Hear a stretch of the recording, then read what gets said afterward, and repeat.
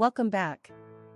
Today's story starts with a blue envelope on a lace table, and one dead matriarch still controlling every breath in the room. At Bell House, grief looked polished from a distance. Up close, it smelled like lilies, wet coats, and fear. Nora Bell stood near the catering table, one hand around a paper napkin, the other around a truth she did not understand yet. She had come to help. She had come to keep peace. Then she saw the envelope. Thick paper.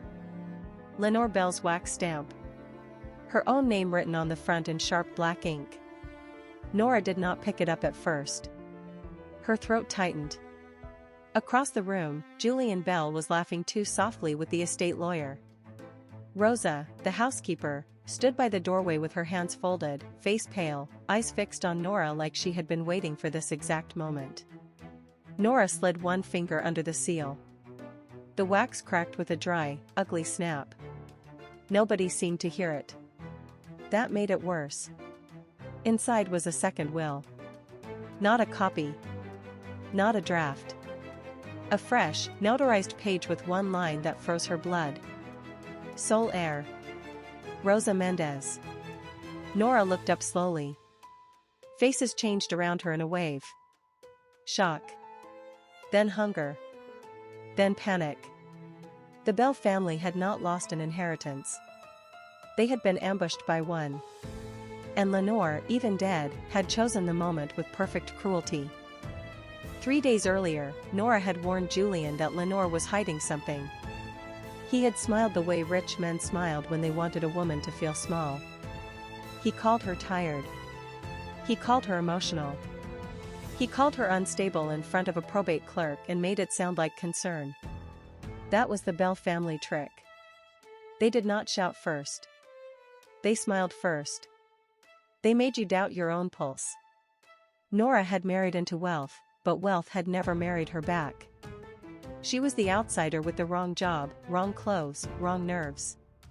She painted murals for schools. She kept to the edges of family photos. She listened more than she spoke. To Bell people, that made her easy to ignore. Lenore Bell had been the opposite of easy. At 81, she still ruled Bell House through glances, envelopes, and total silence. She had a silver cane she never needed, a habit of entering rooms without apology, and a gift for making adult children feel 12 years old. Nora had watched her bully servants, charm donors, and punish anyone who asked too many questions. But Rosa was different. Rosa had worked in the house for 19 years. She knew which door stuck in winter. She knew where Lenore kept aspirin. She knew where the spare key lived when the family pretended not to know. Nora had seen her bring tea, meds, and wool blankets with no drama at all. No one thanked her. No one noticed. Then Lenore died. And within an hour, Julian took over the room like a man who had already won. He straightened the guest list. He corrected the priest. He tried to direct the florist. He even told Rosa where to stand. Rosa only looked at Nora once, then down at her apron, then away. That look had felt like warning.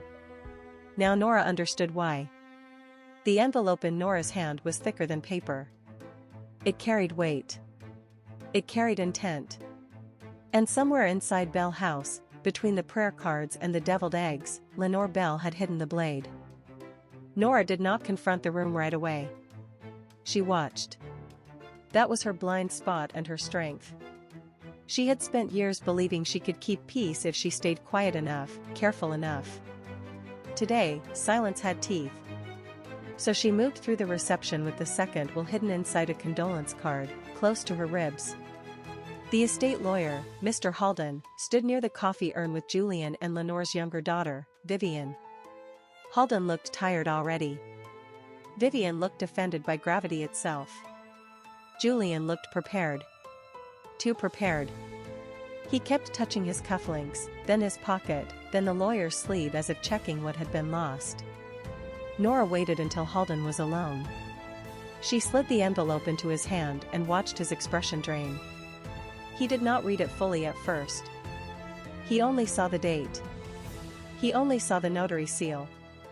Then he looked toward the hall, and Nora saw him make the mistake of fear. "Where did you get this?" "From my mother-in-law's house. In the flower wreath. It had my name on it." Halden went still. That was answer enough. He said Lenore had told him there was a codicil, but not where it would be found. He said Julian knew about it too. Nora stared at him. Of course Julian knew. Julian had been circling the estate for weeks, trying to get Lenore to sign over power of attorney after the second fall. He had called it protection. Lenore had called it ambition. Nora heard her own pulse in her ears as Halden read. The room seemed to narrow. Rosa stood at the far end of the hall, her hands trembling now. That tiny movement mattered. It told Nora Rosa was not acting. She was bracing. Then Julian appeared at Nora's shoulder. Close enough to smell expensive cologne and bourbon. He smiled without warmth. "Whatever that is, give it to me." Nora looked at him. Then past him. Past Vivian's narrowed eyes. Past the guests who had begun to sense weather under the ceiling. She had been dismissed too long to enjoy this. But the room had already shifted. And once a rich family feels the floor move, every old lie starts cracking. Not this time. Halden asked for the family to gather. That was enough to turn a room full of polite mourners into witnesses. Nora felt the shift before anyone spoke. The dead are powerful, but documents are louder. Julian stepped forward first, because men like him always do. He kept his face smooth and his voice velvet soft for the guests. He said there had been confusion. He said grief made people imagine patterns where none existed. He said Lenore had trusted him to handle the estate. Handle. Like her life was an umbrella. Vivian stood beside him, arms folded, eyes sharp. She was not cruel for sport. That made her worse in some ways. She believed status was moral. She believed people stayed in their place for a reason. Nora watched Halden open the envelope. The first page was ordinary. Then he reached the codicil. Then he stopped. The silence hit the room like a dropped tray. This is a valid second will. Signed, witnessed, notarized. Dated 6 weeks before death. It supersedes prior distribution language. A room gasp followed. A chair slid. A fork clattered. Julian laughed once, forced and thin. "No. Read that again." Halden did not blink. "I do not need to." Nora watched faces turn. The guests had come for hymns and casseroles. Instead, they got a bloodless auction of the bell name. And then came the line that made the room physically recoil.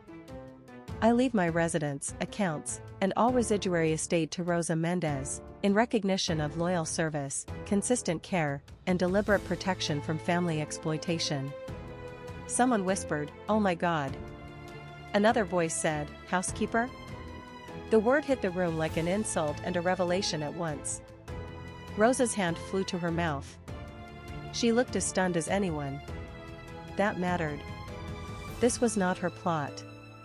This was Lenore's. Julian's face changed. Not anger first.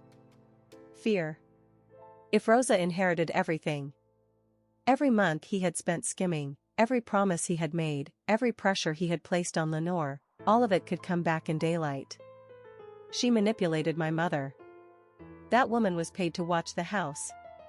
Nora turned on him before anyone else could.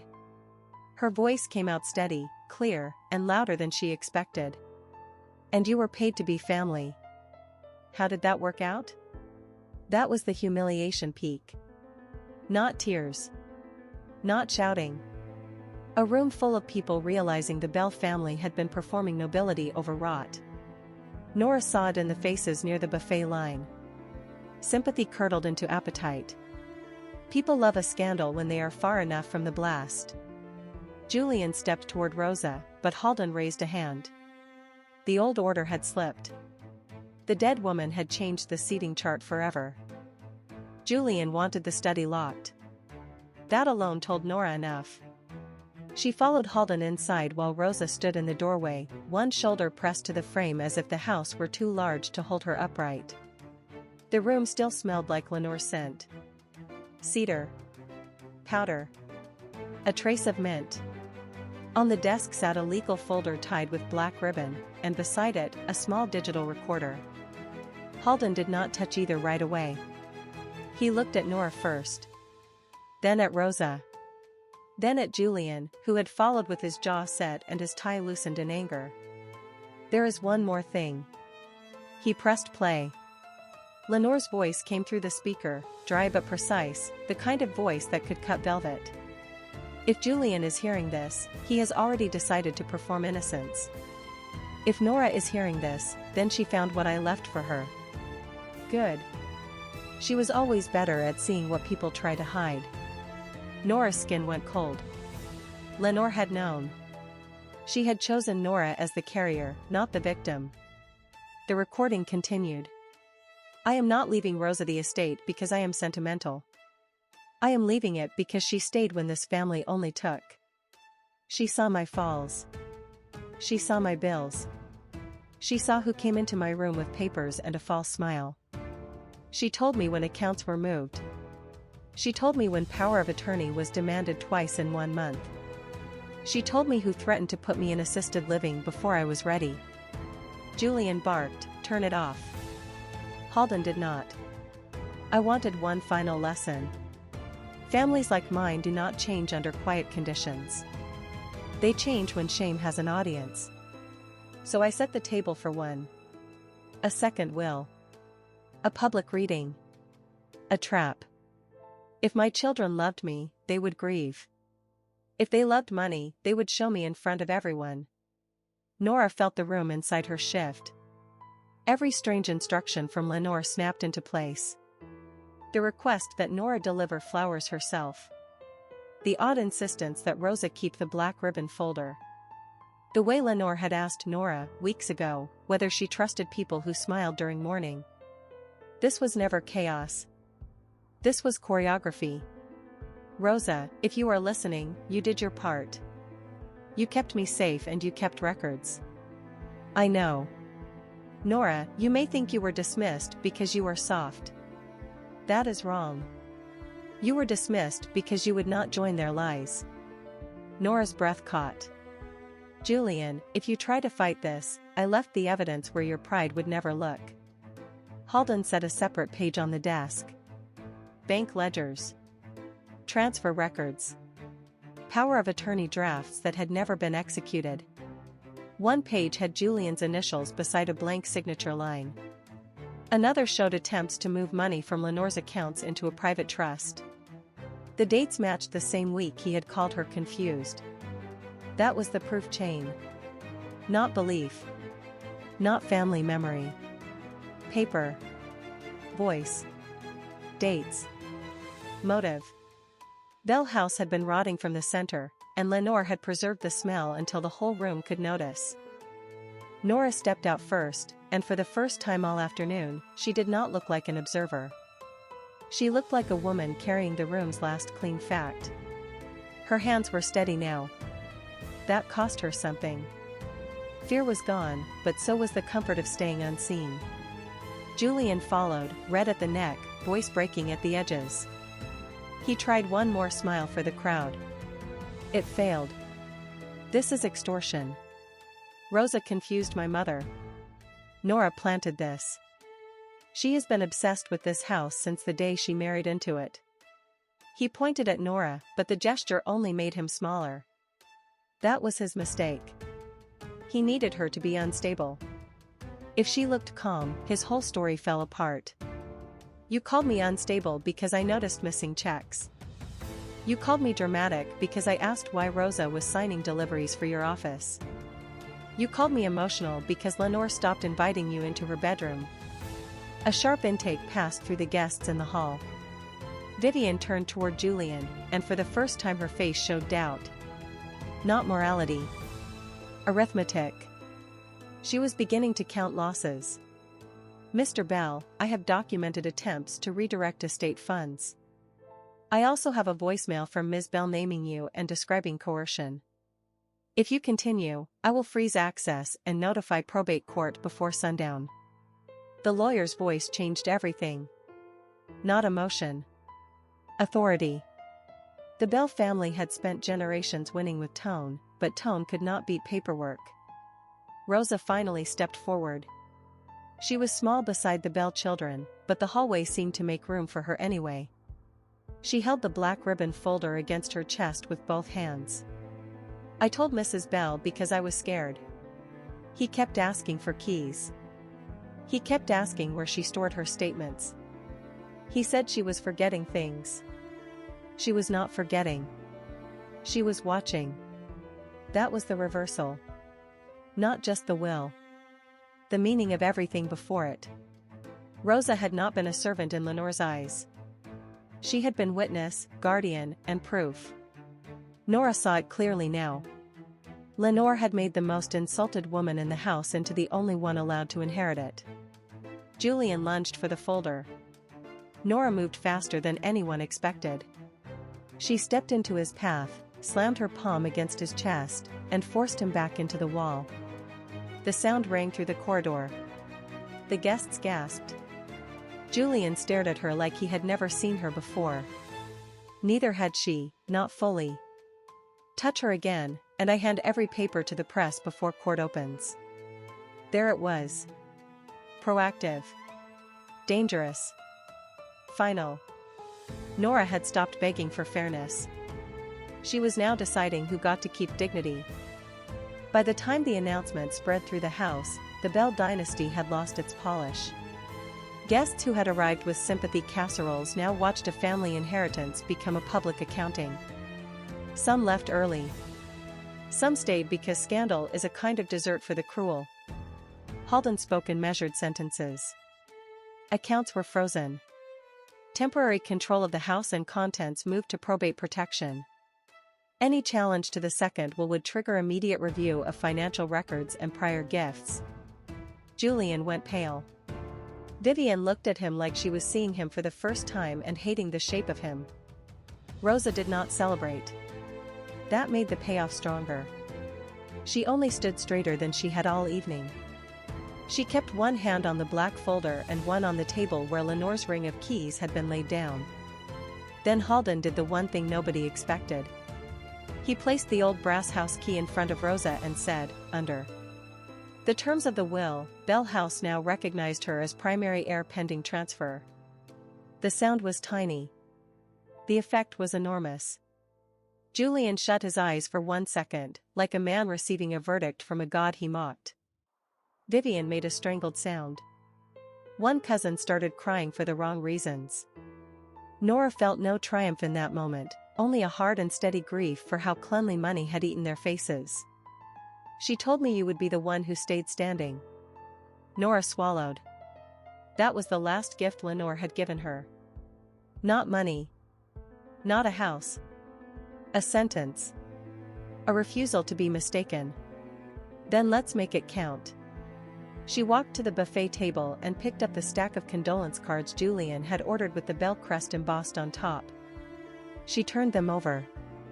On the back, she began writing contact names for the probate attorney and a forensic accountant. She did it in front of everyone. Not because it was dramatic, but because the room had earned witness duty. Outside, thunder finally moved on. Inside, the Bell family paid in full, Julian lost access, Vivian lost her illusion of loyalty, and the house itself slipped out of their hands. Rosa inherited the walls they had treated like wallpaper. Nora kept something else. Her name, spoken with respect at last. An hour later, the hall looked smaller.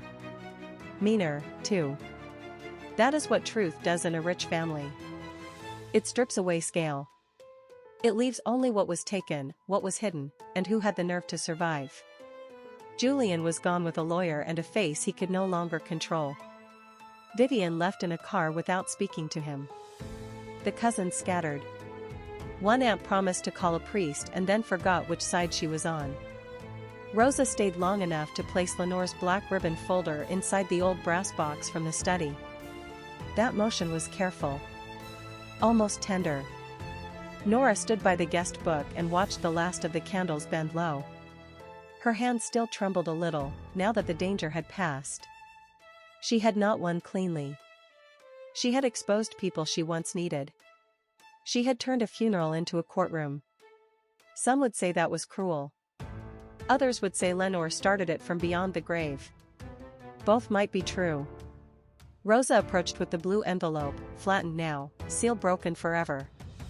She held it out. Inside was one final note, written in Lenore's sharp script. Nora read it once. Then again. Do not let them turn your softness into consent. She closed her eyes. Lenore had seen her too clearly. That was the sting. Not money. Not revenge. Recognition from a woman who weaponized everything and still understood how hard it was to be dismissed. Nora folded the note and slipped it into her coat.